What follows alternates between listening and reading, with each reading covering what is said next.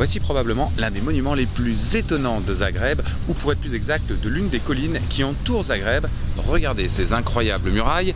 Il ne s'agit pas d'un château fort ni d'un palais, mais bien du cimetière de Zagreb.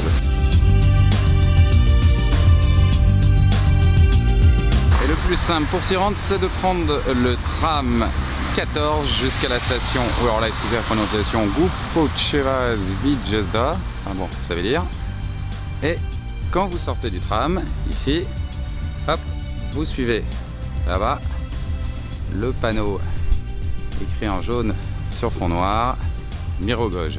C'est une petite montée, 10 minutes de marche et vous arrivez au cimetière.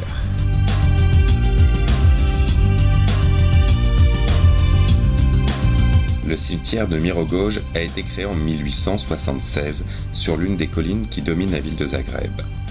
La construction de la coupole, des arcades et de l'église, dessinée par le célèbre architecte Hermann Bollé, a débuté en 1879 et a duré presque 50 ans.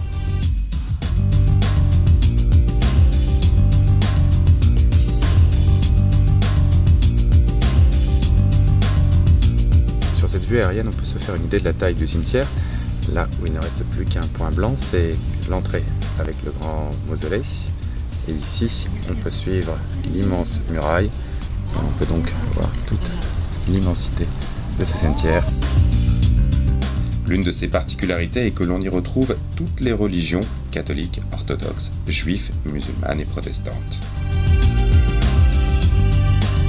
Les arcades, d'inspiration Renaissance, mesurent plus de 500 mètres de long et abritent les sépultures de nombreuses personnalités croates. On retrouve ici les monuments de la Première Guerre mondiale et à quelques mètres de celui-ci, celui consacré à la Seconde Guerre mondiale, derrière laquelle on peut découvrir la partie du cimetière allemand.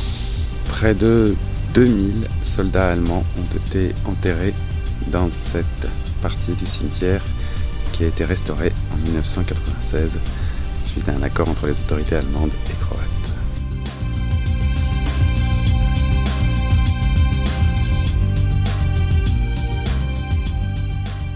Et c'est à quelques mètres de l'entrée du cimetière que se trouve ici le crématorium.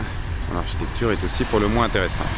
Un petit détail qui a son importance en été, prévoyez d'amener avec vous de quoi boire, car s'il y a de nombreuses échoppes pour acheter des fleurs ou des bougies, enfin tout pour le confort des morts, pas une échoppe pour vous vendre une bouteille d'eau, il n'y a rien de tout cela.